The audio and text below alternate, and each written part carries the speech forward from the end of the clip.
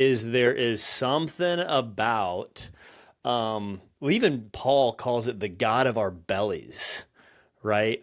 There's something about food that can kind of, I would even say, overdone. It's kind of like the forgotten sin, gluttony. Like, I don't know the last time I've confessed gluttony, to be honest.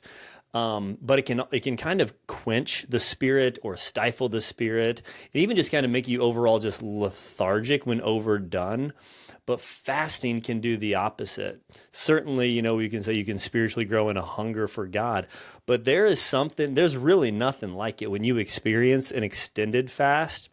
And I don't do it consistently as I'd like. My goal is once a week to do it's a 23 and a half hour fast after dinner on 6 p.m. on Friday. And I know we've talked about this before, to 6 to 5:30 dinner on Thursday to Friday. But it just puts you in a position where you're just aware of your poverty. You're aware of your lack. You're aware of your, quote, humanity and your creatureliness, which should. So what do you do with that? What do you do with the hunger? What do you do with the longing? What do you do with the craving, the discomfort, the ache? And then we're all about this.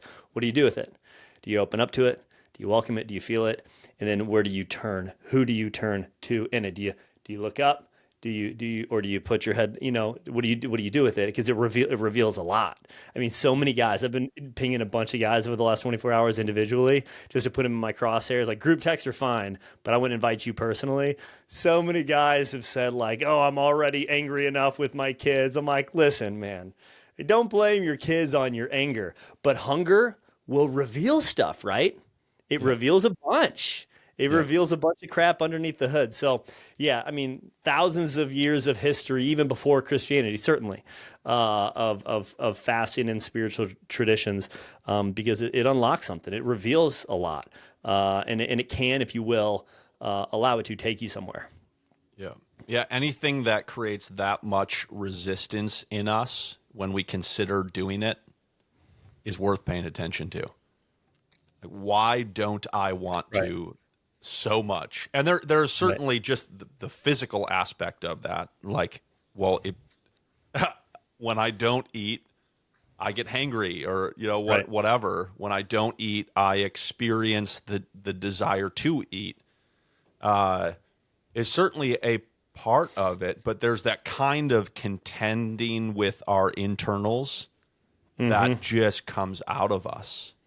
And that's why a practice like this can make dramatic progress. And we'll talk about that in a little bit in other areas of my life that I Yep. have resistance towards giving up, or I struggle not giving myself to that specific thing. Porn being an excellent example of that, where intentionally choosing to do something like this, like fasting, allows us to fully experience it, forces us to face Yeah. the reality of our internal composition. Yep. And it's real, and it's present, and it's there, to the point where, like, you're checking the clock, counting the seconds. Can I keep going on a 15-minute basis, right? And it forces you, like you said, to choose, like, how do I engage this discomfort? Mm-hmm. Right? I can become that clock checker, or can I transcend this? Can I find a reason? Can I find a why beyond just the white knuckling of, well, I just got to get through this, to the point where you look forward to the next one. And that's Right. for me has been I was always the guy during Lent who said, like, I'm too weak to fast. I cheat every Friday. I get to noon on lunch, and I eat, and then become aware after I eat, oh shoot, I wasn't supposed to either eat that, like meat, for example. Oh, I wasn't supposed to eat that burger. Dang it, it's a Friday. I forgot about that. Which like, genuinely, I was consciously unaware, or like get to 3 p.m. and just like, I can't do this, and just give up. And to the point where I've surprised myself now, where I look forward to the next opportunity to do it. I really do. And part of that is being able to do it with other people. Like, I love what we're building here. like a community of men who are doing this together, because the camaraderie and the, okay, I don't want to give up Yeah. 24 hours in because others aren't.